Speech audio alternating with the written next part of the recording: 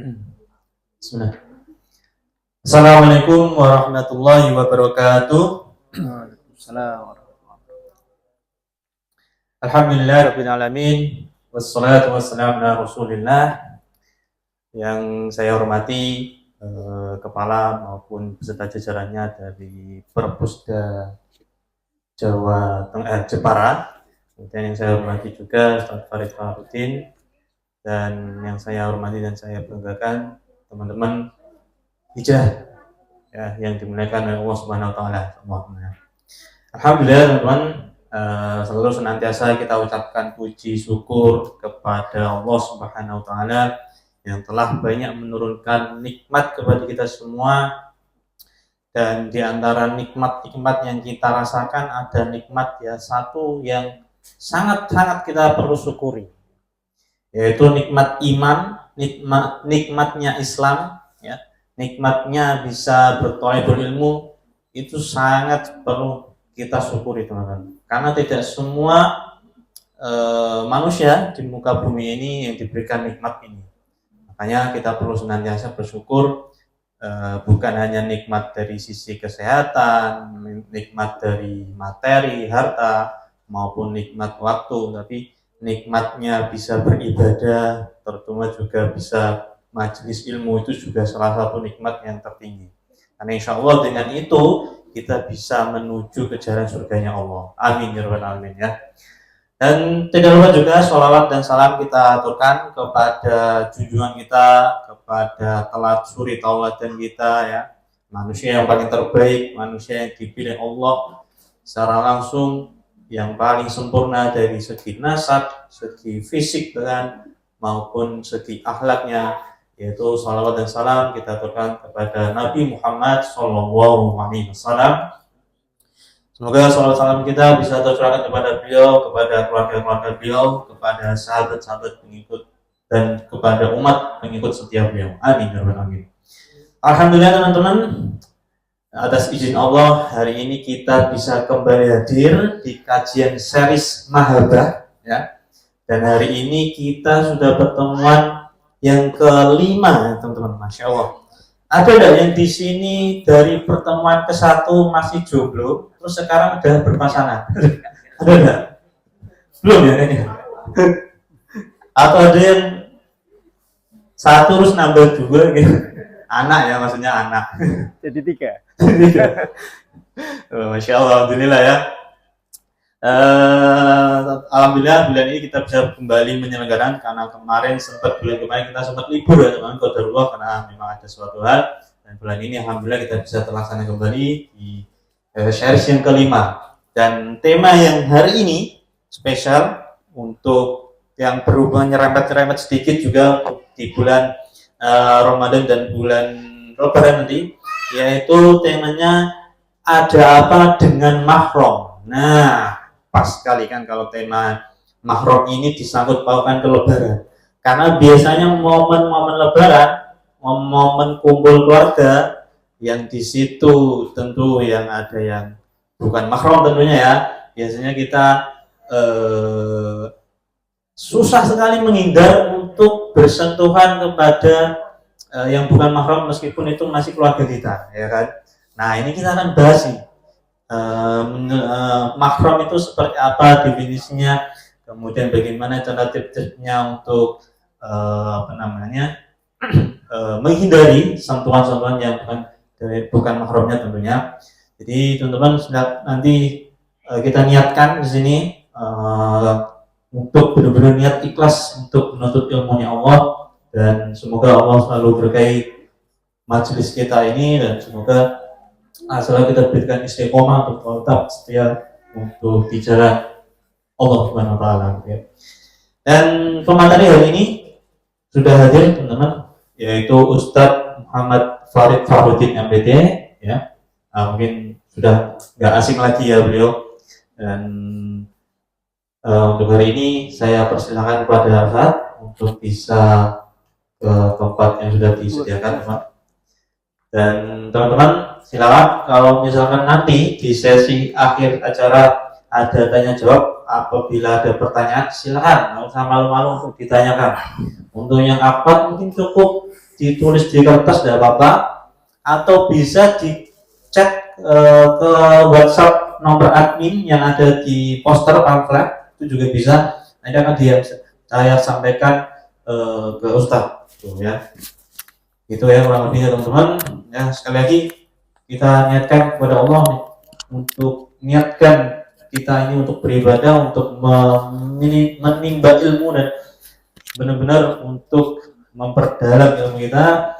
Dan sebelumnya saya mengucapkan jazakumullah khairan kepada segenap panitia dan juga segenap donatur yang sudah ikut ya menyelenggarakan acara kajian pada hari ini. Begitu kurang lebihnya teman-teman. Untuk selanjutnya saya persilakan kepada Ustadz Farid untuk bisa menyampaikan materinya. Ustadz, tafadhol Ustadz.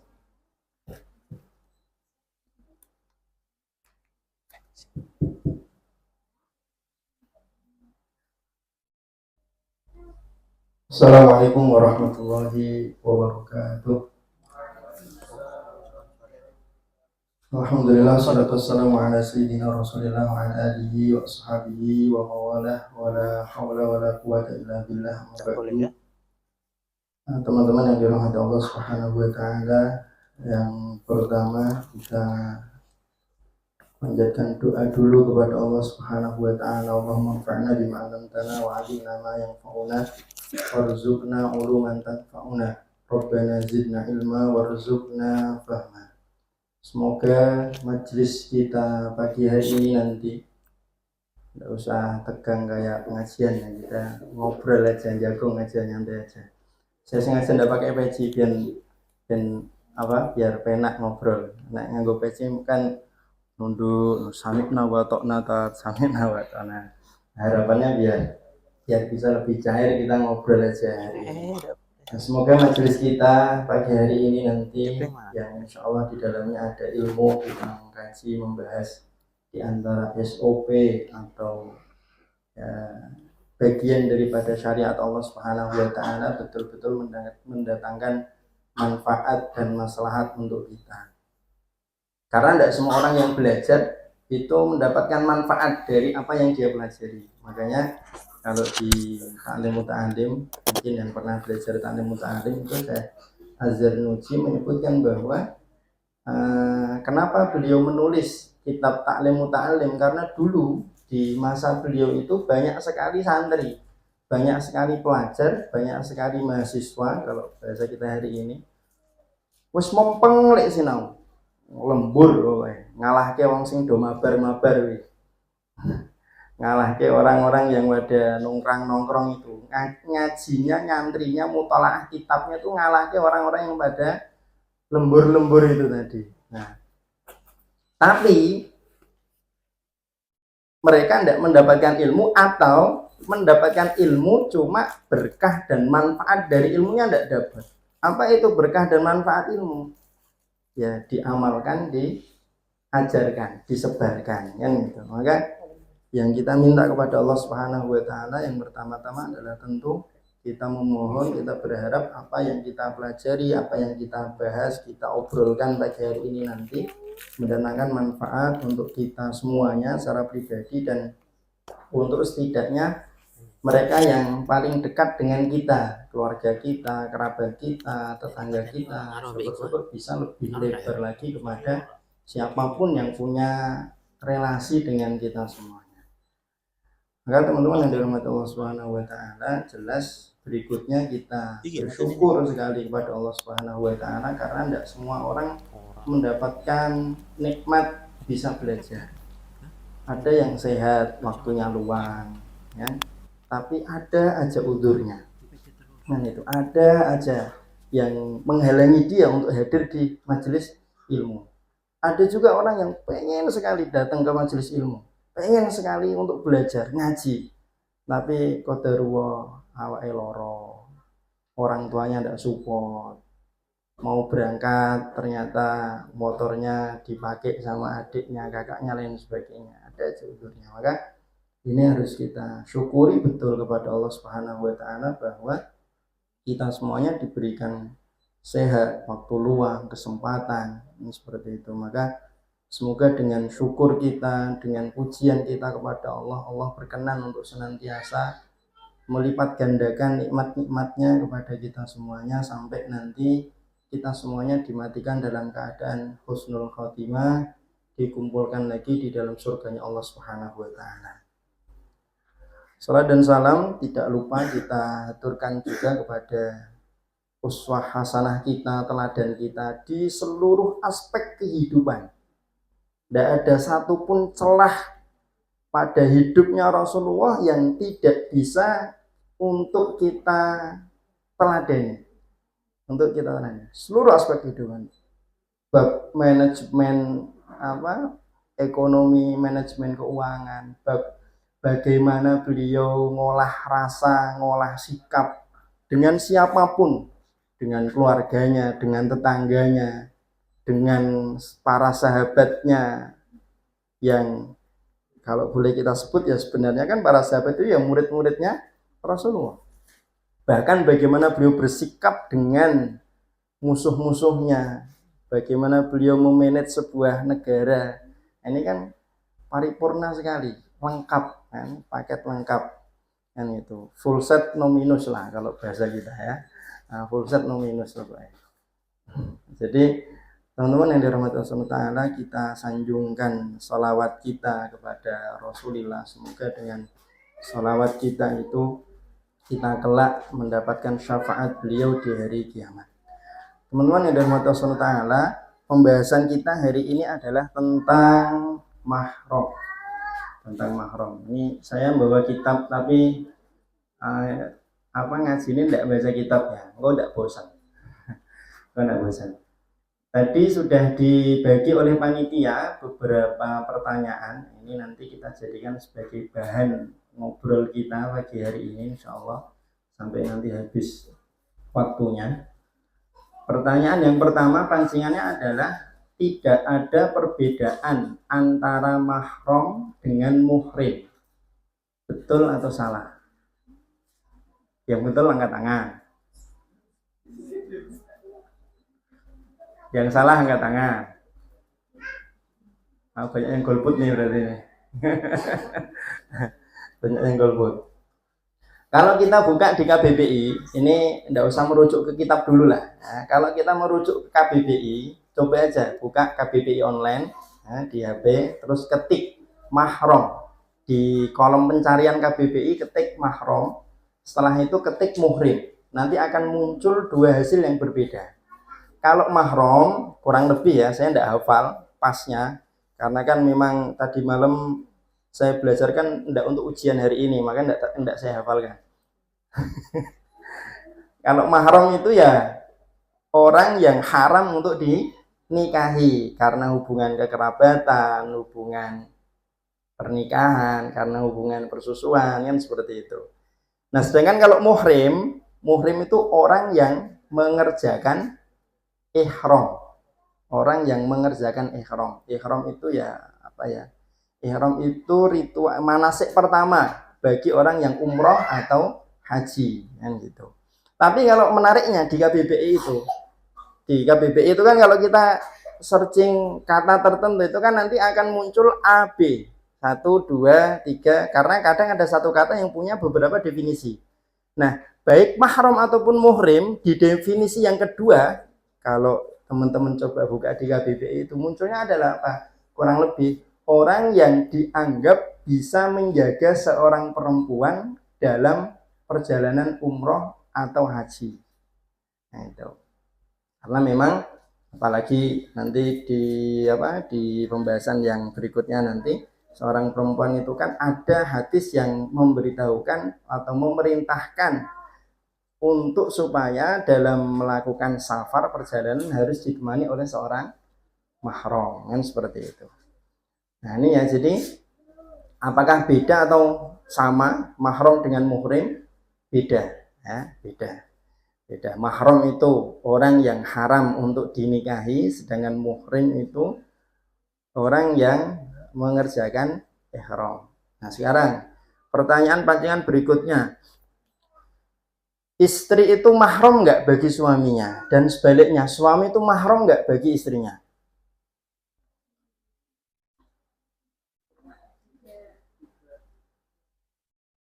Bukan ya? Bukan mahram ya? Mahram enggak? Mahram enggak? Ada yang mau jawab enggak? Tapi kan suami istri boleh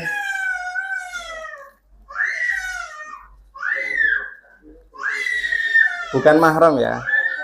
Jadi istri untuk suami, suami untuk istri itu bukan mahram. Karena bukan mahram maka boleh untuk dinikahi.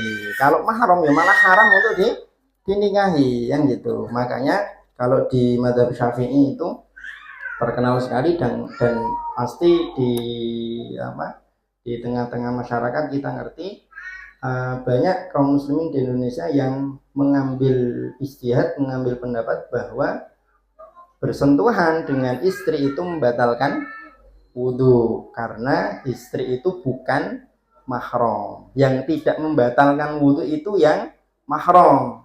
Karena istri itu bukan mahram, maka berdasarkan pendapat yang menyebutkan bersentuhan dengan laki-laki atau perempuan ajnabi membatalkan wudhu, maka bersentuhan dengan istri atau suami setelah berwudhu bisa membatalkan wudhu. Nah ini ya. Oke, berikutnya apa yang menyebabkan seseorang menjadi mahram kita? Tadi sudah ya, sudah sempat tersinggung tadi. Satu, karena sebab keturunan. Karena sebab keturunan. Yang menjadi mahram karena sebab keturunan ada 7. Ini tidak saya buatkan slide, mau dihafalkan langsung silahkan, mau dicatat monggo, tidak apa-apa. Ada doorpress enggak nih panitia? Enggak ada, doorpressnya AOK ya. Nah, teman-teman yang dirahmati Allah Subhanahu wa taala, mahram karena keturunan ada 7. Bisa dibuka di surat An-Nisa ayat 23 kalau tidak salah. Di surat An-Nisa ayat 23. Hurrimat alaikum ummahatukum. Tes.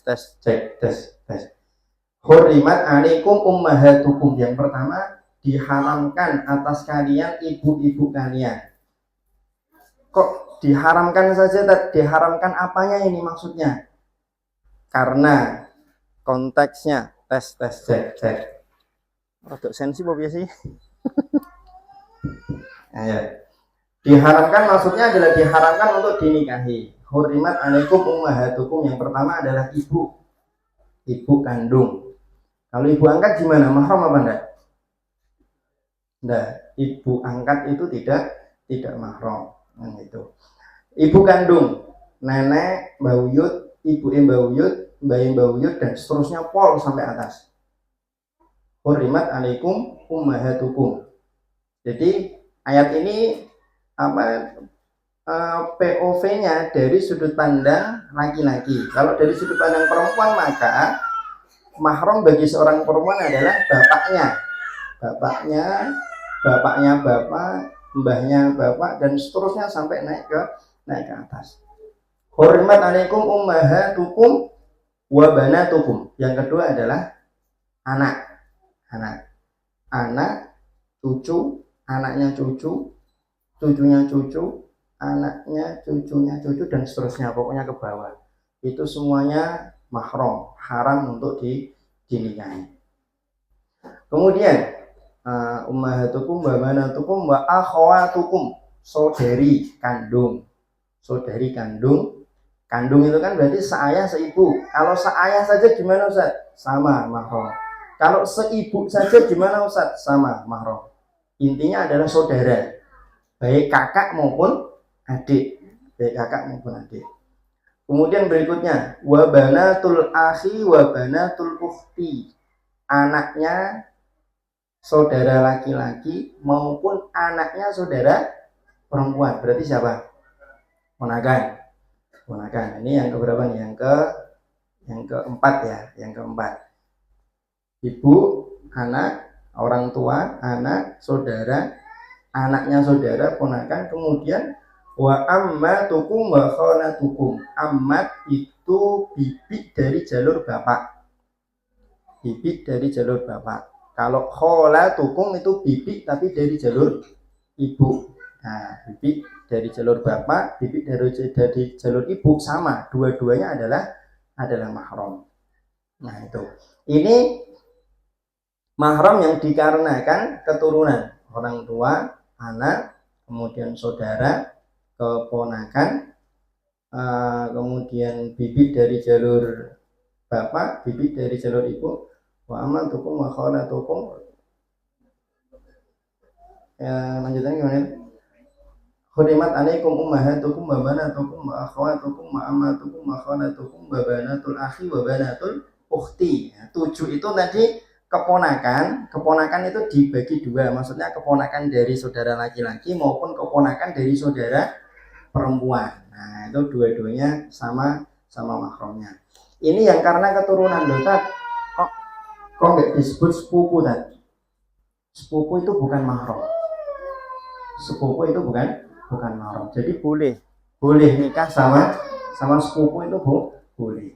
Cuma biasanya kalau di masyarakat biasanya koyo ora ono liyane wae.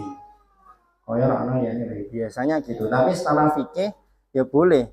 Tes ya. Kalau secara fikih boleh, enggak masalah kan gitu. Apalagi yang namanya hati kan siapa yang tahu.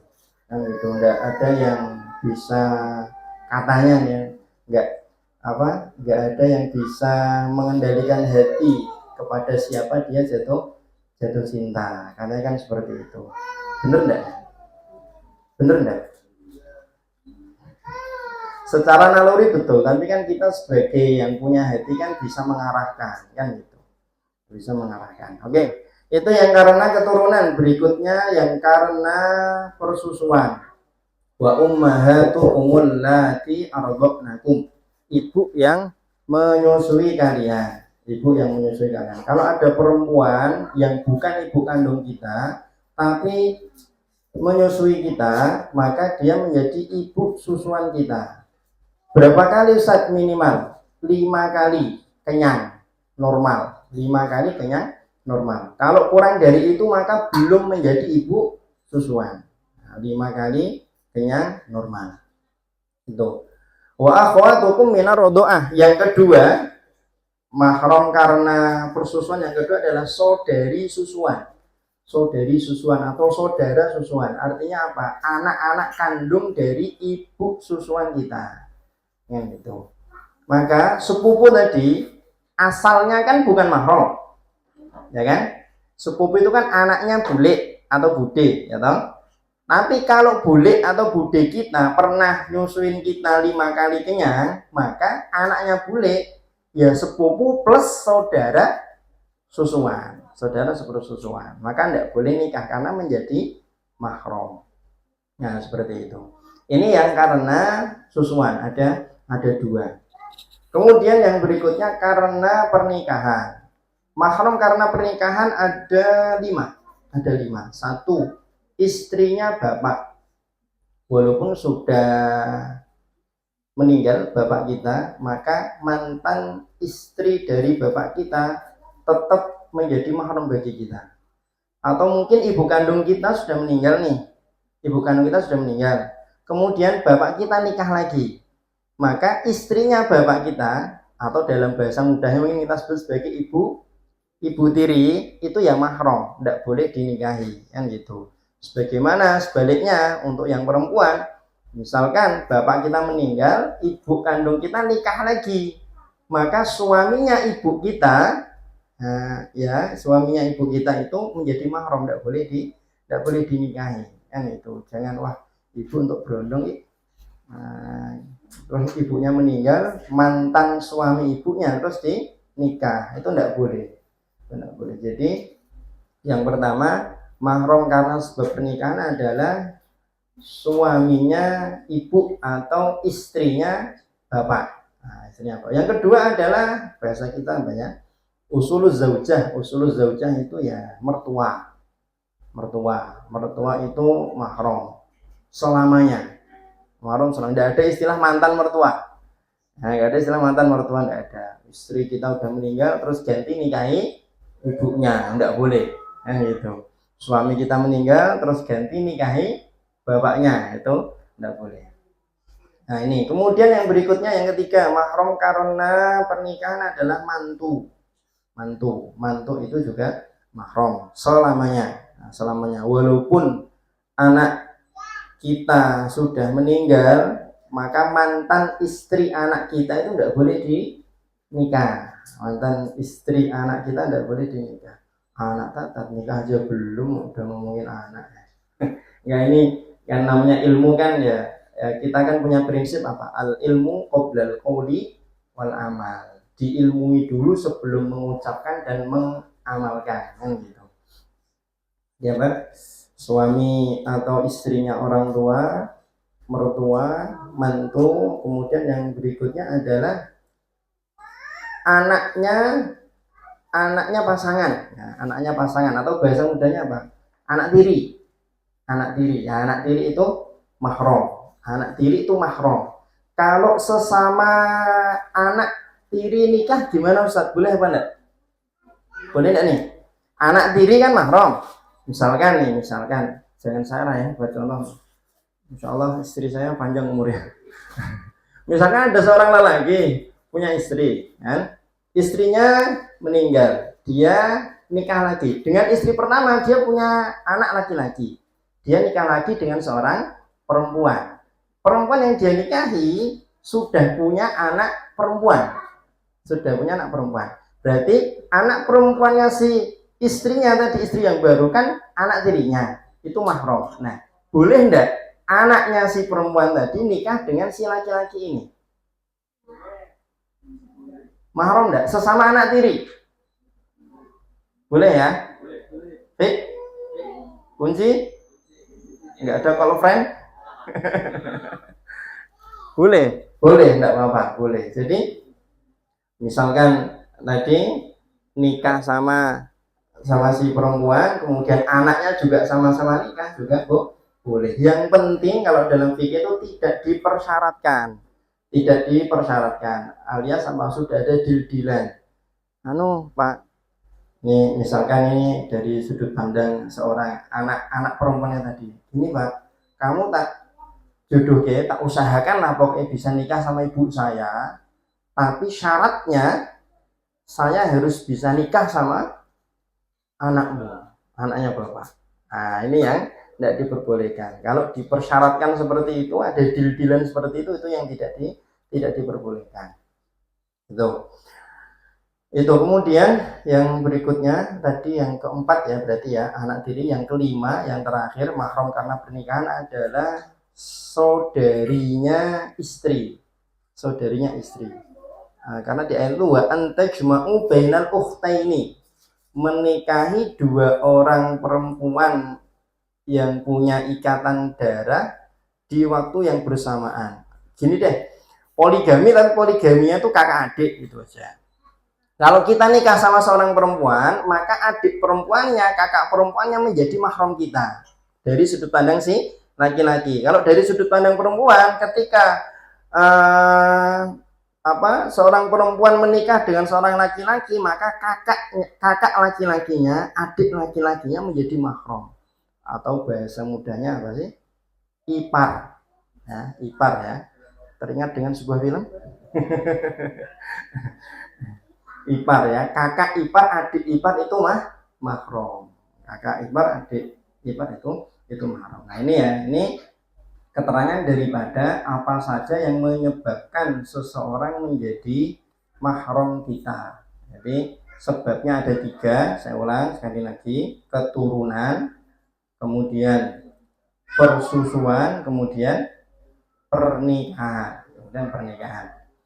Kemudian berikutnya, nah sekarang kita udah tahu nih mahram disebabkan karena 3 hubungan tadi. Nah sekarang, benar atau salah ada jenis mahram yang kemahromannya itu cuma sementara?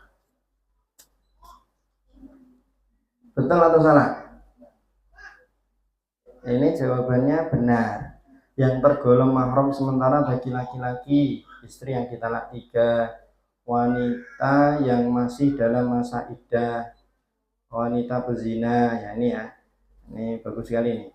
Jadi betul memang ada jenis mahram yang kemahramannya cuma sementara. Dari yang kita urai tadi, yang sementara itu adalah saudara ipar, kakak atau adik ipar. Itu kemahromannya sementara. Jadi kapan gini, ketika kita masih menjadi pasangan dari seorang laki-laki atau perempuan, maka kakak atau adiknya menjadi mahram kita. Tetapi ketika hubungan kita sudah selesai, sudah beres, maka kakak atau adiknya orang itu bukan lagi menjadi mahram, alias boleh dinikahi. Ini kita belum membahas tentang batasan boleh melihat aurat ya. Ini saya tarik dulu. Ini kita hanya membahas bahwa orang-orang ini yang kita bahas ini haram untuk dinikahi. Soal nanti boleh lihat auratnya apa enggak, nanti berikutnya ada pembahasan lagi. Saya khawatir nanti ada yang beranggapan loh kan bener ipar itu mahram, ya berarti boleh, enggak apa-apa boncengan, enggak apa-apa jalan-jalan. Nah, itu kan mahram. Ya kan mahram, enggak apa-apa dong, mahram kok. Yang gitu. Nah, ini nanti awalnya ada pembahasan berikutnya lagi bahwa kalau yang mahramnya itu mahram sementara, maka enggak boleh berdua-duaan. Apalagi sampai membuka aurat dan seterusnya, itu enggak boleh. Nah, mahram yang sementara itu diantaranya ini tepat ya, istri yang ditalak 3 ini mahramnya mahram sementara, haram untuk dinikahi, tapi cuma sementara. Talak bain itu loh. Seorang perempuan sudah ditalak 3, maka haram bagi si laki-laki yang sudah mentalak 3 untuk nikahi perempuan itu, mantan istrinya. Tapi keharamannya sementara. Sampai kapan?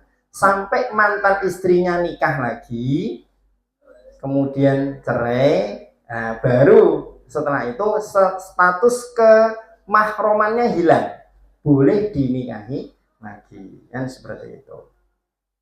Kemudian berikutnya wanita yang masih dalam masa iddah, ini apa namanya, kalau di kitab sepertinya tidak disebutkan ya, tapi memang kalau perempuan yang masih dalam masa iddah itu dilarang untuk dinikahi. Nah, sabar, tunggu dulu masa iddahnya, kan gitu. Kutunggu jandamu. Allah Akbar. Kalau kemarin tuh yang sempat viral itu kan Ustaz siapa itu? Ustaz Rifki kayaknya ya. Kutunggu dudamu Ustaz gitu. Betul apa sih? Ustaz Rifki atau Ustaz siapa itu? Saya lupa. Ada itu. Kemudian wanita berzina. Wanita berzina ini mukhtalaf ya. Memang sebagian ulama menyatakan tidak boleh dinikahi sampai dia melahirkan. Ada yang menyebutkan seperti itu. Tapi sebagian lain ulama memandang boleh. Apalagi kalau yang menikahi adalah yang dulu menzinainya. Itu boleh. Para ulama menyebutkan boleh. Jadi tidak apa-apa untuk nutup air kayak gitu. Iya, tidak apa-apa, boleh. Nah, terus nanti anaknya gimana tadi? Dinasabkan ke dia apa enggak? Nah, itu nanti para ulama berbeda pendapat lagi. Ada yang menyebutkan gini, perinciannya gini. Kalau anak itu lahir setelah 6 bulan, jadi tidak kurang dari 6 bulan, maka langsung dinasabkan ke suaminya, atau yang dulu menzinainya boleh, tidak apa-apa. Yang jadi perbedaan itu kalau lahirnya kurang dari 6 bulan. Misalkan setelah nikah 3 bulan kemudian lahir. Nah, kenapa kok seperti itu? Karena durasi minimal seorang perempuan hamil itu 6 bulan. Maka kalau lahirnya si anak itu setelah 6 bulan, di husnudoni dianggap oleh syariat ya anak itu adalah anaknya si laki-laki yang menikahi dia. Nah, seperti itu. Nah, kalau kurang dari 6 bulan ini yang kemudian diperselisihkan oleh para ulama. Sebagian menyebutkan boleh dinasabkan ke suaminya karena al-walad lil firash, kan gitu. Ya, kan suami dari ibunya kan dia, ya dinasabkan ke dia enggak apa-apa kan. Sebagian lagi menyatakan tidak boleh, kecuali kalau si perempuan secara lugas menyatakan bahwa ini memang anaknya dia. Nah, itu maka boleh, Allah alam. Nah, ini ya. Jadi ada memang jenis atau perempuan, kategori perempuan yang mahramnya itu sementara. Kalau di kitab itu diantara yang disebutkan juga adalah wanita kelima. Mohon maaf ya, walaupun di sini belum ada. Ya memang belum ada kan. Enggak ada ya, enggak ada. Saya bilang belum, nanti ada yang husnudon mau nanti. Wanita yang kelima, jadi seorang laki-laki ketika sudah menikah dengan 4 orang perempuan, maka wanita kelimanya ini adalah mahram, haram untuk dinikahi. Dia tidak boleh lagi nikah kelima, kecuali nanti salah satu di antara 4 istrinya ada yang ditalak atau meninggal dunia, maka boleh nanti bagi dia untuk menikah lagi yang keempat. Wah, kejem ya Tat, masa Islam kok membolehkan nikah dengan 4 orang perempuan. Tuh. Lebih kejam lagi aturan dulu sebelum Islam datang. Kan itu. Poligami itu bukan aturan, bukan syariat yang dibuat oleh Islam. Poligami itu sudah ada sejak sebelum Islam datang. Cuma aturannya sakarpe dewi. Kan gitu. Ada yang punya istri 20, ada yang punya istri 30. Dan bayangkan kalau istri sebanyak itu kan, kerumat porak kira-kira. Yang gitu. Apalagi kalau motifnya mau sekedar melampiaskan hawa nafsu makno, jelas tidak bakal kerumat. Maka Islam datang membawa aturan terkait dengan poligami, bukan membuat, bukan, tapi memanage supaya lebih baik kan gitu. Itu pun setahu saya 4 madhab itu rata-rata sekedar membolehkan, tidak menyunahkan. Hatta di madhab Syafi'i, madhab mayoritas di negara kita itu hanya sekedar membolehkan, tidak mensunahkan. Dan Syekh Muhammad Az-Zuhaili sendiri, beliau setahu saya Hanafi, madhab Hanafi, beliau pun lebih menganjurkan 1 daripada lebih dari 1. Nah, itu ya tadi yang pengen sunahnya 1 bro. sunahnya 1. Nah ini mahram yang kemahromannya hanya sementara. Berikutnya, kenapa sih menurutmu kenapa kita dilarang menikahi mahram? Karena biasanya yang persusuan. Nah, gini, kalau teman-teman searching ya di YouTube atau di Google, ini kita berbicara tentang kesehatan dulu saja, tentang kesehatan. Kalau kita ditanya, menurutmu kenapa kita dilarang menikahi mahram, itu kan lebih ke hikmahnya apa? Secara medis, kalau terjadi incest namanya, incest ya, terjadi pernikahan sedarah itu, maka nanti keturunannya minimal 50% akan mengalami cacat. Kan itu. Nanti penjelasannya ada di YouTube, nanti buka sendiri-sendiri. Tadi kemarin pas saya belajar itu juga searching di YouTube, ada video yang menampilkan keluarga itu incest, dan alhamdulillah ya, di thumbnailnya saja ditampilkan itu wajahnya ada yang ya gitulah. Nanti lihat sendiri di YouTube. Jadi prinsip kita gini, sebagai seorang muslim, tidak ada apapun yang diperintahkan oleh Allah dan Rasulnya kecuali pasti di situ ada hikmah dan maslahat untuk manusia.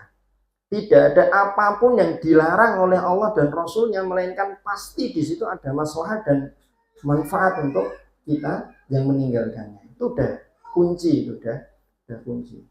Maka seberat apapun kita mengerjakan perintah, seberat apapun kita meninggalkan larangan, itu ya kalau berangkat dari keimanan, kepercayaan kepada Allah dan Rasulnya, insya Allah akan terasa ringan. Insya Allah akan terasa ringan. Kalaupun beratnya, kita kembali ke prinsip bahwa al-jaza min jinsil amal.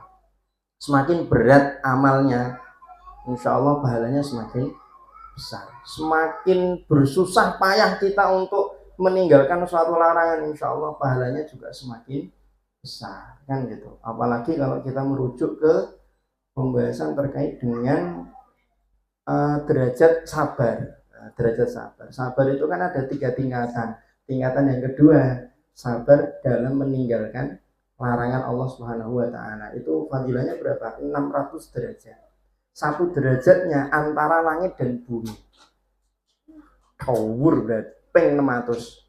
Dan itu kalau kita bersabar dalam meninggalkan larangannya Allah Subhanahu wa taala dan Rasulullah sallallahu alaihi wasallam. Nah, ini ya, Kenapa kita dilarang? Itu diantara riset kesehatannya sudah terbukti bahwa memang kemungkinan besar akan terjadi cacat keturunan untuk mereka yang melakukan pernikahan sedara atau incest tadi itu.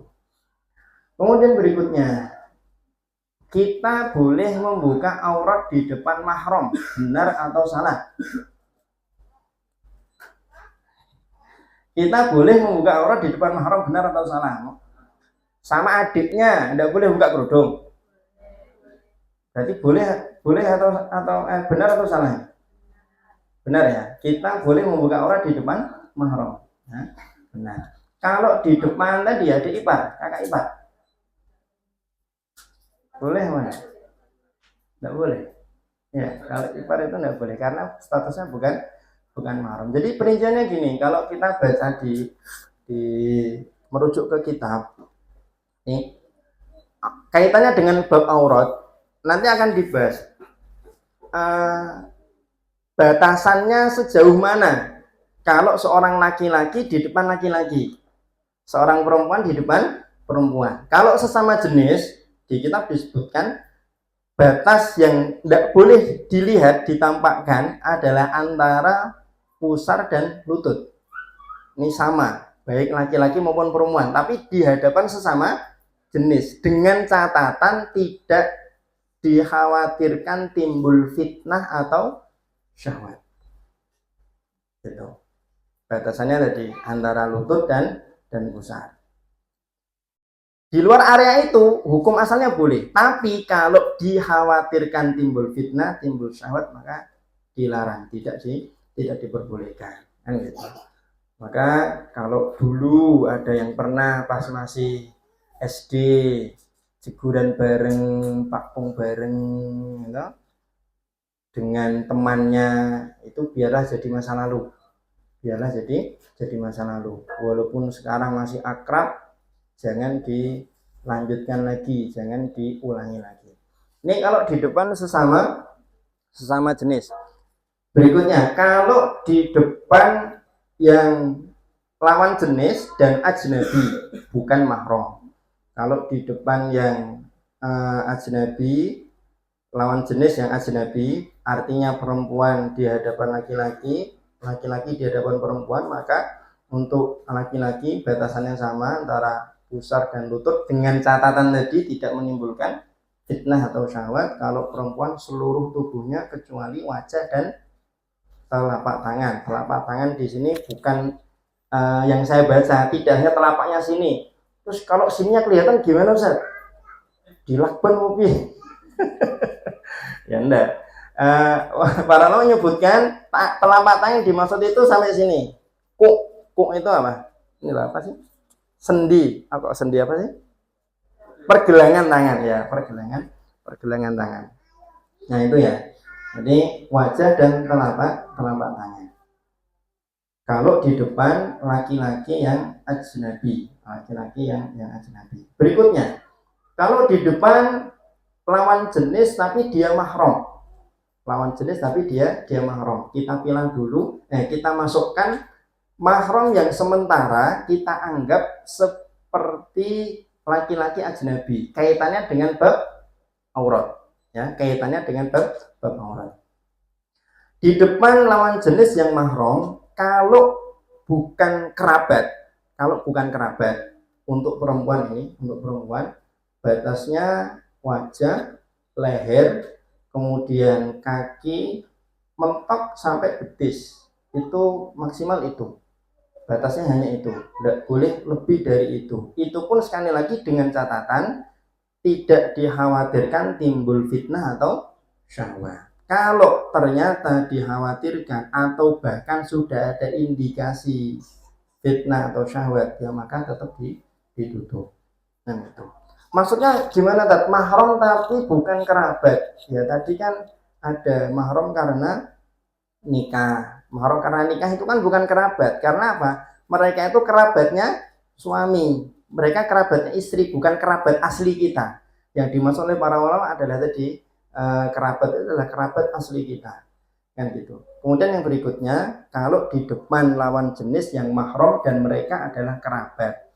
Nah, kalau yang seperti ini maka batasannya kembali sama seperti tadi antara pusar dan lutut selama tidak dikhawatirkan timbul fitnah atau syahwat yang itu. Jadi mohon maaf agak saya vulgarkan, walaupun di depan adiknya tidak boleh hanya pakai tank top doang kan gitu.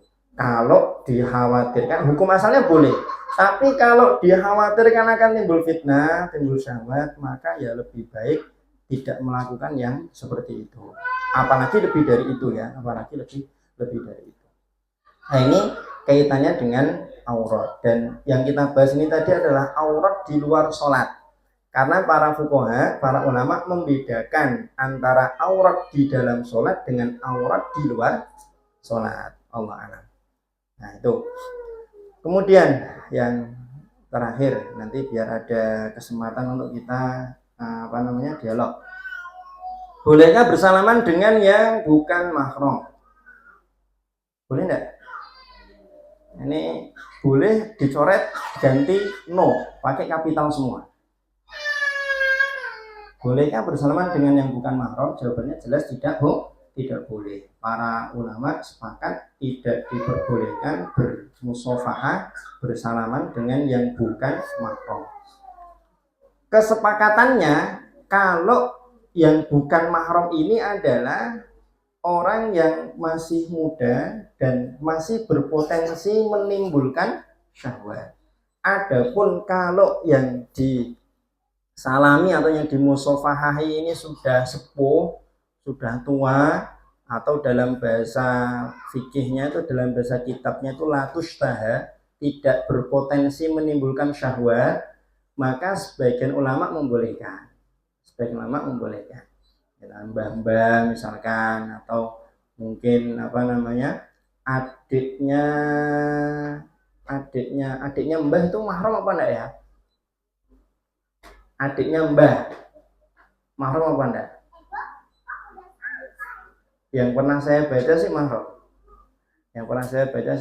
mahram. Allah alam. Nah ini ya, jadi tadi kalau di prolog disebutkan kita persiapan di hari raya Idul Fitri nanti kaitannya dengan musafahah, maka kalau kita sudah diberikan kesadaran oleh Allah Subhanahu wa taala mengantisipasi menjaga diri kita dari yang seperti ini, maka ini anugerah yang luar biasa besar dari Allah Subhanahu wa taala. Karena betapa banyak yang justru di hari raya Idul Fitri nggak cuma salim, boncengan dibawa kemana-mana, ya kan? Tes. Ya nggak cuma salim, tapi ya mau kemana? Mau ke rumah mbahnya tanter, nah yang gitu kan, ya tanter sekalian mau kenalan dengan keluarga, yang gitu. Mau ta'aruf katanya, ta'aruf dengan keluarga. Nah ini para ulama juga kaitannya dengan musafahah ini. Pembahasannya ternyata juga panjang. Bagaimana hukumnya musafahah antara laki-laki dengan laki-laki, perempuan dengan perempuan, ya, itu dianjurkan, kan itu disunahkan. Apalagi kalau dulunya akrab, dekat, berpisah, lama tidak jumpa, ketemu, maka dianjurkan musafahah, kan gitu. Musafahah dengan orang tua, apalagi, kan gitu, sangat ditekankan, kan gitu. Dicium kalau perlu. Bukan kalau perlu ya memang dicium kan sama orang tua, kan seperti itu. Nah kemudian yang menarik, ini agak melenceng dikit, nah, semoga ada maslahat dan manfaatnya. Dibahas juga oleh para ulama hukum musafahah bersalaman dengan amrod. Pernah dengar? Amrod, pernah dengar? Enggak ya? Amrod itu kalau bahasa kita ya apa ya? Laki-laki tapi dia feminin ya, feminin ya, feminin. Sehingga ketika kita saling dengan dia, malah kita timbul syahwat, nafsu, maka haram hukumnya. Sama juga untuk perempuan. Kalau ada perempuan yang maco, kan? Kemudian kita salin dan timbul syahwat tadi itu, apalagi memang disengaja untuk melampiaskan syahwat nafsu, ya jelas maka haram, tidak diperbolehkan. Allah alam bisawab. Itu teman-teman yang dirahmati Allah Subhanahu wa taala, kiranya beberapa pembahasan terkait dengan mahram. Monggo kalau ada yang mau disoal atau ditanyakan, ini tidak perlu dimoderatori ya Mas, langsung aja ya, monggo. Kalau mungkin ada yang kelewat belum saya bahas, silakan. Monggo Mas, tidak apa-apa Mas ya.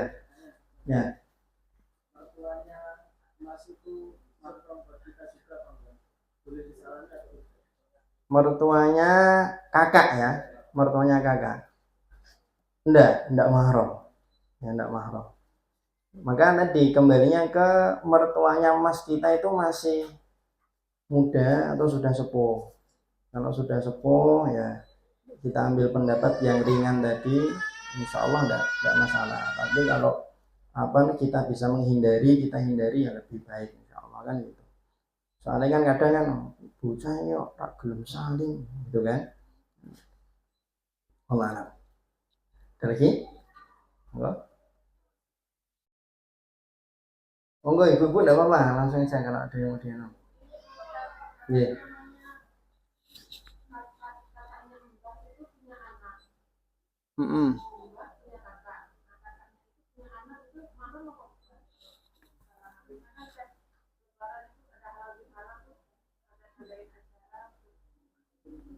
Adik kakak.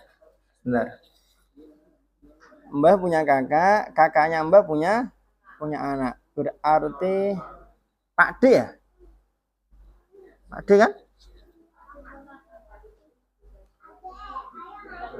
Pak D tapi Pak D enggak langsung ya. Pak D tapi Pak D enggak langsung. Oh alam, saya belum dapat keterangan terkait dengan itu. Tapi sepertinya sih enggak masuk karena yang di ayatnya kan memang ammatukum wa khalatukum, langsung yang ada hubungan langsung dengan bapak atau ibu kita. Artinya memang kakak atau adiknya orang tua kita secara langsung. Kalau itu kan ada terpisah ya, maksudnya ada terpisah itu loh orang tuanya. Itu kan berarti orang tua kita dengan anaknya kakaknya Mbah itu kan sepupu ya berarti kan. Sepupu enggak sih? Sepupu ayah kita kan? Ya enggak, soalnya orang tua kita saja dengan dia kan bukan mahram, apalagi kita. Lebih jauh, kayaknya kok gitu. Maka memang yang agak susah untuk kita hindari memang di momen-momen Idul Fitri, apalagi ada kumpulan bani itu kan, apalagi terus muter itu kan gitu. Kadang kita sudah gini itu diginikan. Iya, udah gini tuh bukannya ikut gini malah digini kan. Nah, gitu kan. Dicuaplek. Saya punya bule, tapi itu semacam itu tadi beda nih. Jadi anaknya adiknya Mbah Uti saya. Anaknya adiknya Mbah Uti saya manggilnya ya Lek gitu. Ya sama. Udah gini. Karo di EDW kok tarik gini kan. Ya itu tadi, kalau kita ambil pendapat yang ringan ya tadi itu, selama tidak ada syahwat, tidak ada nafsu, maka enggak masalah. Allah a'lam kan gitu. Tapi jangan terus ini hanya berlaku untuk yang tadi yang sudah sepuh, sudah tua. Jangan berarti sama si dia enggak apa-apa, yang penting enggak nafsu, enggak syahwat. Nah, yang ngomong kayak gini jaluk ditapuk ya. Gitu ya. Ya. Enggak, kalau ada lagi silakan. Mungkin yang serempetannya agak jauh dari bab mahram enggak apa-apa. Kalau bisa kita obrolkan ya. Enggak apa-apa. Enggak ada. Ada? Kalau murid gimana murid? Atau ustazah kita itu gimana? Boleh ya? Enggak boleh ya. Tapi kok saya pernah lihat Ustaz, ada sebuah video seorang tokoh saliman dengan jamaah perempuannya, dengan jamaahnya. Kalau laki-laki disalimi langsung, kalau jamaahnya perempuan dia pakai kain, untuk supaya ada hailnya, ada apa namanya, ada penghalang antara kulit dia dengan kulit jamaah perempuannya. Bagaimana? Ya kayak gitu gimana? Pernah nggak nemu videonya? Lihat videonya? Pernah ya? Itu gimana? Itu yang jadi pertanyaan. Jadi ke keharuman bermusafahah ini ya, kembali ke hukum awal tadi. Jadi apa namanya, kalau dia bukan ajuz, bukan orang yang sepuh, bukan orang yang tua, maka para ulama sepakat tidak diperbolehkan, kan itu. Nah, soal pakai HL atau tidak pakai HL, Allah alam, yang saya pernah pelajari itu kaitannya dengan HL ini dalam bab apakah membatalkan atau tidak membatalkan wudhu. Jadi bersentuhan dengan perempuan yang bukan mahram, kalau ada HL-nya itu dalam mazhab Syafi'i tidak membatalkan wudhu. Memang tidak membatalkan wudhu, kan gitu. Kalau tidak ada HL-nya maka baru membatalkan wudhu. Yang kita bahas tadi loh di depan itu, soal batal atau tidak batal bersentuhan dengan yang bukan mahram, baik disengaja maupun tidak disengaja, yang gitu. Saya tuh pernah ini, tapi pengalaman nggak tahu ya baik atau tidak, ini saya nggak tahu. Kalau ada masalahnya nanti diambil masalah dan manfaatnya. Saya pernah kapan waktu itu dulu pas masih jomblo tadi, sama temen main ke Bandengan. Pulang dari Bandengan mampir sholat asar, tapi memang sudah selesai jamaahnya di masjid itu loh. Kan pulang dari Bandengan ada cewek itu nggih. Sebelum cewek kan ada musola atau masjid itu. Nah, itu kan. Kalau dari Bandengan kiri jalan. Ya, kiri jalan. Kan ada masjid atau musola itu. Saya sholat sama temen, nah terus kodok-kodok, ternyata sebelum kami datang itu sudah ada dua sejoli laki-laki dan perempuan yang datang ke situ pengen mampir sholat. Selesai wudhu kan, si laki-laki memakaikan mukena untuk si perempuan. Ya nggak tahu ya, mungkin adiknya ya. Ayo, astagfirullahaladzim. Saya kok seudon ya mas ya. Nggak boleh seudon ya, astagfirullah. Ya bisa jadi adiknya ya, bisa jadi adiknya. Setelah dipakaikan terus sholat, dan sholatnya Al-Fatihahnya dibaca keras. Sholat asar udah. Al-Fatihah dibaca keras. Saya sama temen itu. Apa nih? Barang apa nih? Aduh. Apa? Latihan praktek sholat. Ya husnudon lagi kita, husnudon lagi. Pengen ngajari adiknya untuk iki loh bacaan Al-Fatihah ini gitu kan. Enggak sekalian pas sujud juga dikeraskan. Allah. Nah, itu ya.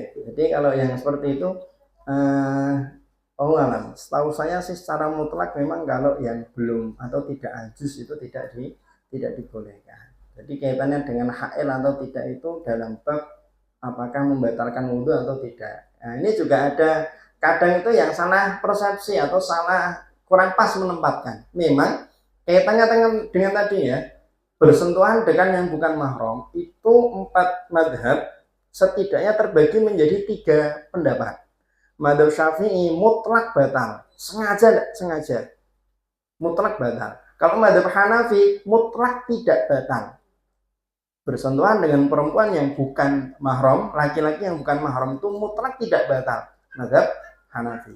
Kalau di madzhab Hambali dan Maliki, setahu saya, Allah alam, seingat saya, itu disebutkan batal kalau disertai syahwat, tidak batal kalau tidak disertai syahwat, kan gitu. Tapi pembahasan ini hanya dalam bab batal atau tidak batal wudhunya. Jadi tidak boleh kemudian tidak apa-apa, madzhab Hanafi boleh kok, itu keliru. Kata siapa tidak boleh? Boleh, madzhab Hanafi itu bersentuhan dengan perempuan atau laki-laki yang bukan mahram, itu keliru. Jadi bukan boleh tapi tidak membatalkan wudhu. Artinya misalkan ketika tawaf itu kan saya pribadi belum pernah tawaf di Ka'bah ya. Semoga kita semuanya yang belum nanti diberikan rezeki bisa ziarah Mekah Madinah. Misalkan ketika tawaf itu kan apa namanya bisa jadi bersentuhan tenggur-tengguran ya kan dengan laki-laki atau perempuan yang bukan mahram. Nah, seperti itu nanti dalam mazhab Hanafi mutlak tidak batal wudhunya. Kan gitu. Kalau dalam mazhab Syafi'i gimana? Nanti ada perinciannya. Itu kan situasi yang tidak normal, maksudnya bukan situasi yang biasa. Nanti ada perinciannya lagi. Allah alam. Jadi kadang itu kita menemukan ada salah persepsi kaitannya dengan bab ini tadi. Dianggapnya mazhab Hanafi membolehkan. Oh enggak boleh. Itu hanya dalam bab batal atau tidak batal wudhunya. Monggo, ini saya tadi bilang mau dialog malah saya banyak ngomong sendiri. Ya. Kalau berdua dengan suami istri itu batal atau tidak? Terus Nabi pernah mencontohkan apa? Nah, kaitannya dengan istri, maka jawabannya kembali ke perincian yang tadi, 3 tadi itu. Kalau kita ambil mazhab Syafi'i, batal. Kalau kita ambil mazhab Hanafi, tidak batal. Kalau kita ambil mazhab yang Hambali atau Maliki, maka kita nyentuhnya itu pakai nafsu apa enggak? Pakai syahwat apa enggak? Nek mung meh mangkat neng masjid terus salim, insya Allah saya kok yakin enggak ada syahwat di situ. Kan gitu. Nah gitu. Nah soal Rasulullah pernah mencontohkan atau tidak dalam bab ini memang gini ya. Jadi dalam memandang satu hadis itu memang 4 mazhab yang kita tahu, 4 mazhab besar ini punya sudut pandang yang berbeda-beda. Berangkat dari perangkat ilmu yang tidak sama, kemudian prioritas penggunaan cara penyimpulan hukum yang juga tidak sama. Wah mumet toh. Ya, jadi kalau di antara teman-teman pernah dengar ada disiplin ilmu namanya usul fikih. Usul fikih itu metode untuk menyimpulkan hukum dari dalil. Yang itu. Dalil itu berupa apa ya? Ada berupa ayat, ada berupa hadis, ada berupa qaulnya para sahabat, tindakannya para sahabat, ijma'nya para sahabat, fatwanya para sahabat, dan seterusnya dan lain sebagainya. Nah, 4 mazhab itu punya prioritas yang berbeda-beda kaitannya dengan bagaimana cara penyimpulan hukum. Nah, karena berangkat dari perbedaan inilah kemudian timbulnya di perbedaan pandangan kaitannya dengan apakah batal atau tidak. Mereka yang menyebutkan tidak batal, Rasulullah kan pernah sholat kemudian menyentuh ibunda Aisyah, kan gitu. Itu dari sudut pandang mereka yang menyatakan batal, tidak batal. Nanti dari sudut pandang para ulama yang menyebutkan tetap batal, hadis itu nanti ada cara sendiri untuk melihatnya, nanti agak panjang kalau kaitannya dengan bab itu. Sama halnya seperti misalkan baca Al-Fatihah itu harus pakai basmalah apa enggak dalam sholat. Basmalahnya harus dikeraskan apa boleh disirkan. Nah itu ya semacam itulah. Ya tinggal kita mantepnya yang mana, yang lebih mudah untuk kita amalkan yang mana. Yang penting kita konsisten istiqomah dengan pendapat atau ijtihad yang kita ambil. Udah gitu aja. Dan sekali lagi, kalaupun kita ambil mazhab Hanafi supaya kita lebih mudah mengamalkan kaitannya dengan muasyarah kita dengan istri, nah mas kata saling mereng masjid kok ora oleh. Misalkan gitu ya. Nah, maka tadi kembalikan ke bahwa itu hanya di pembahasan apakah batal atau tidak batal wudhunya. Allah alam. Itu mas. Iya, monggo. Itu kan ada yang untuk saling untuk setiap kakinya. Nah, untuk kelas 2 atau 3 itu kan sudah balik ya. Nah, kayak gitu tuh untuk apa gurunya yang laki-laki kan saling sama muridnya. Seperti itu harusnya gimana ya? Misal kalau nggak saling masa nggak saling gitu loh. Iya. Ini sekolah negeri loh. Kayak gitu tuh untuk mengatasinya gimana? Misal punya anak seperti itu. Di antara pertanyaan yang saya antisipasi untuk tidak ditanyakan, karena saya tidak bisa jawabnya.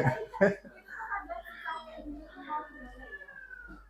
Kalau nggak sampai belum, kalau sama gurunya yang perempuan nggak apa-apa. Kalau Ya, sama untuk yang laki-laki laki-laki gitu. ini loh Mas. Nah, kita posisinya sebagai yang punya anak apa sebagai guru?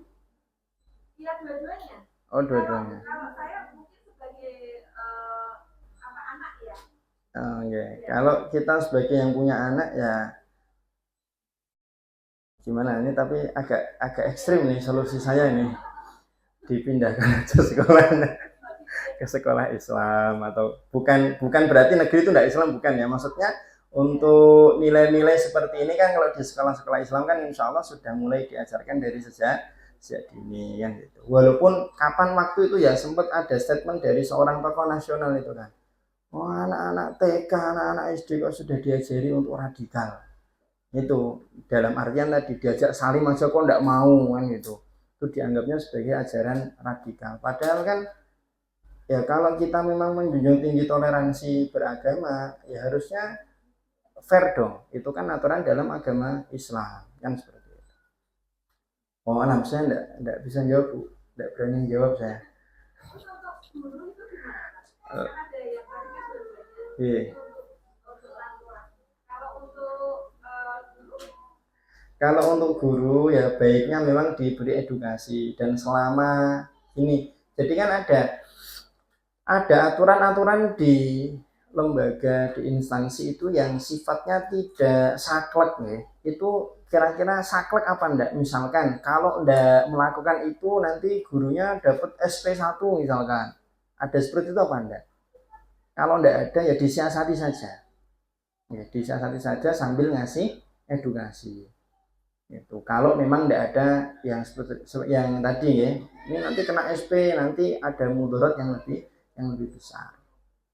Kecuali kalau memang ada mudarat yang lebih besar dan kita tidak punya mata pencaharian lain, artinya memang kehidupan kita bergantung dari situ kan gitu.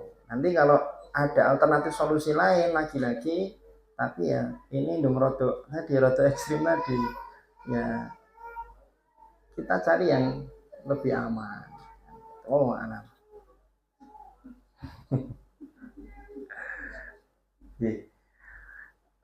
kalau cuma bukan cuma ya, kalau salaman itu mungkin ya agak lebih mending lagi. Ini ada beberapa kasus itu kan, bahkan seorang guru laki-laki kan itu katanya ngasih bimbingan ke siswinya atau mahasiswinya kan gitu, diajak ke ruangan cuma berdua, cuma bertiga. Ini kan mana lebih lebih ngeri lagi kan gitu. Dan itu enggak satu dua, makanya kalau kita dengar di media-media mainstream, kita dengar ada kasus guru melakukan tindak asusila kepada siswinya, atau bahkan di pesantren pun ada kan kasus seperti itu, ya bisa jadi berangkat dari apa namanya ya, kurang memperhatikan lah, kalau saya bilang meremehkan kok kayak gimana gitu ya, kurang memperhatikan kaitannya dengan bab ini. Oh alam, saya hanya bisa jawab seperti itu Bu, tidak bisa lebih. Yeah. Yeah. Ada lagi? Monggo. Panitia nih masih ya? Pak Nasar? Sudah? Habis waktunya apa masih? Ya, mau lagi monggo, kalau masih ada yang mau disoal, tidak apa-apa, silahkan.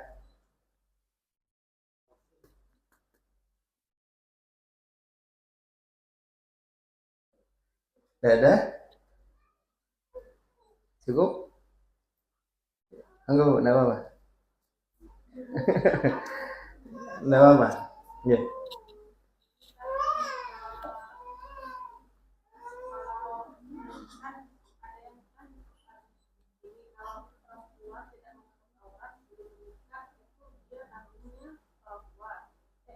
perempuan tidak menutup aurat itu menyeret sama laki-laki. Kalau dia belum menikah ke ayah, terus setelah dia menikah Suami. anak dan saudara laki-laki. Terus kalau ada suami perempuan, jadi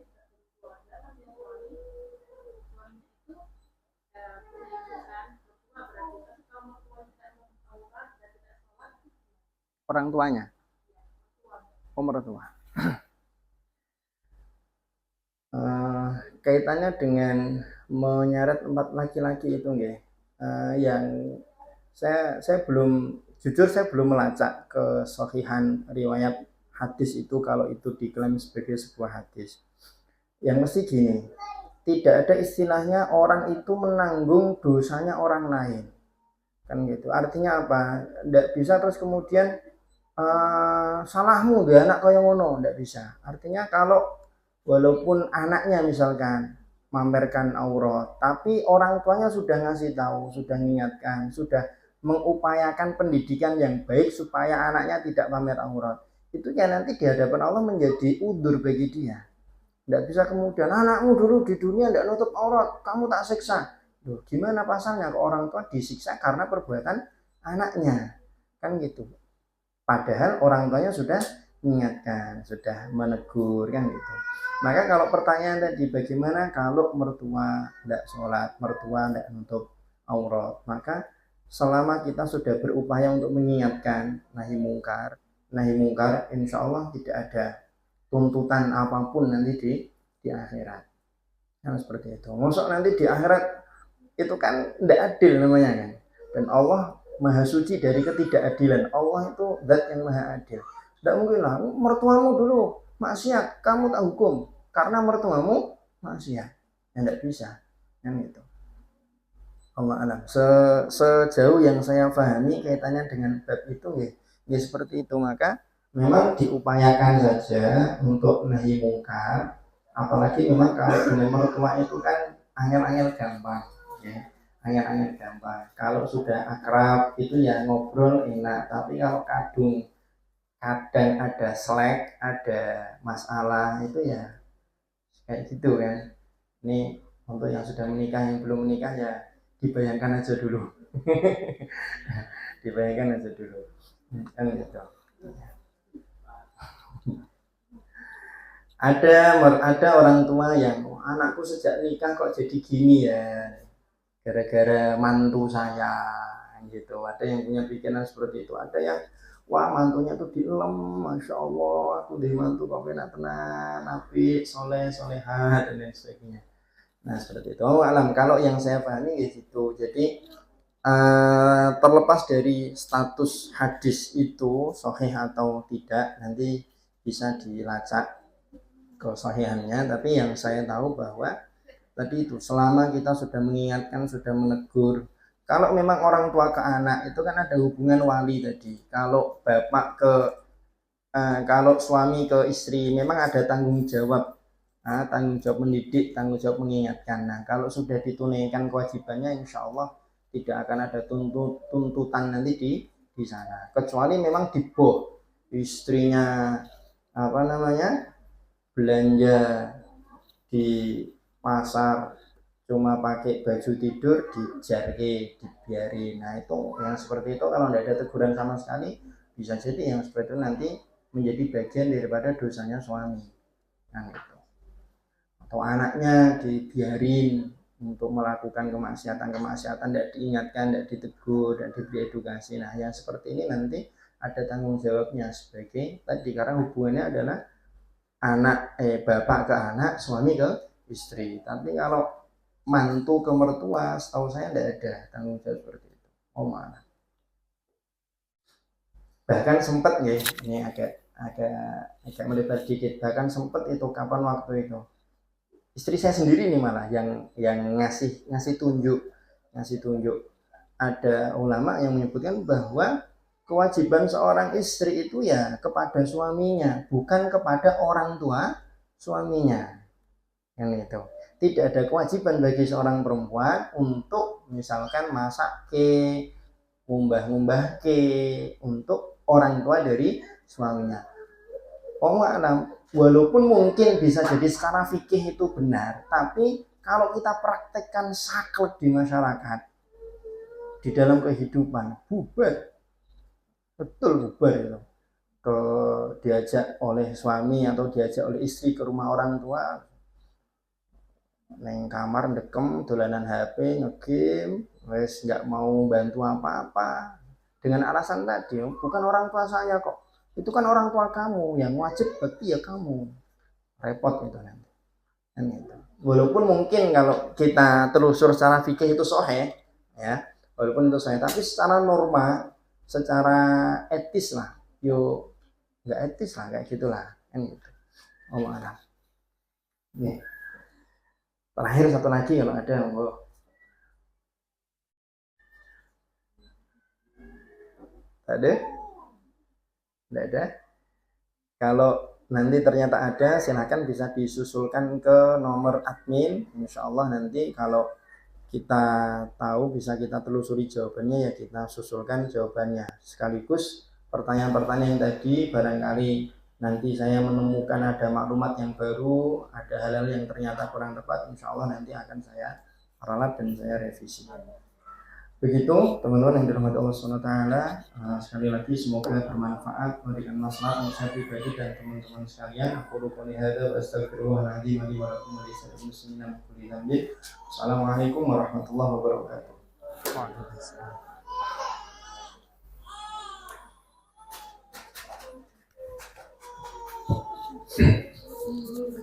Masya Allah. Aman, oke.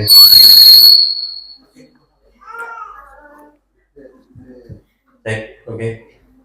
Masya Allah, alhamdulillah, saya mau khairan Ustaz atas ilmu yang telah disampaikan kepada kita semua ya. Semoga ilmu yang disampaikan untuk kita semua bisa Allah berkahi, Allah ridhoi, dan bisa kita amalkan untuk kesehariannya. Tapi sedikit Ustaz, pengantaran apa?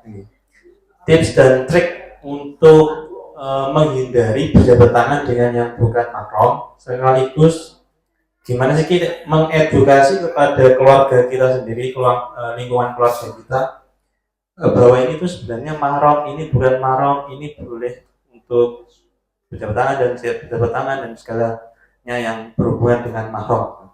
Karena ya, kita tahu sendiri, dan pengalaman saya pribadi juga berat untuk menyampaikan ke keluarga sendiri yang memang dari dasarnya memang keluarga saya yang masih awam, Ustaz. Mungkin sedikit ternyata. Ya.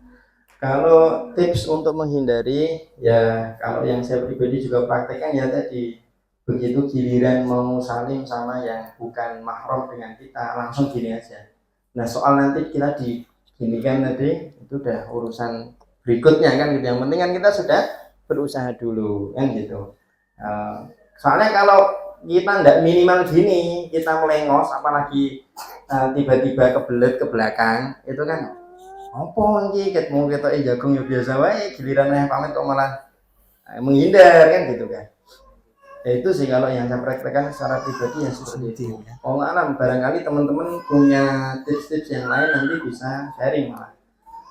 Untuk edukasi, nah ini yang saya pribadi juga kalau memberikan edukasi itu loh, kalau tidak ada forumnya, tidak ada kesempatan kan repot dan susah ya. Semoga bentuk kita sedekap tadi itu sudah menjadi bagian dari edukasi.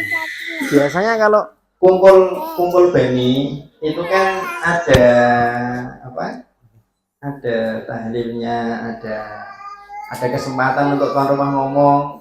Bahkan beberapa kali saya hadir di kumpulan baninya orang lain, tapi bukan bani saya sendiri, di bani orang lain. Itu kan ada tausiahnya kan, ada muidzohnya. Nah mungkin di situ kita bisa ngambil peran kan gitu. Mungkin kita tawarkan diri ke yang dapat rumah, lek MC ini sopo? Anakku toh. Aku ini, nah kan gitu kan. Nah nanti sambil jadi MC pembawa acara kita sisipkan di situ kan. Nah sidik-sidik kan gitu. Ya mungkin itu kalau edukasi kepada keluarga. Atau ya keluarga itu kan apalagi kalau momen Idul Fitri kan banyak sekali keluarga yang kita hanya ketemu hanya di momen itu memang. Kan gitu. Nggak setiap hari kita bisa ketemu. Kalau yang setiap hari kita ketemu artinya kita akrab memang dengan kerabat kita, itu malah lebih enak ngobrol, kita sampaikan itu lebih enak. Yang agak riweuh dan susah itu yang itu tadi, tipe yang kita ketemunya cuma sekali dan hanya di momen lebaran itu.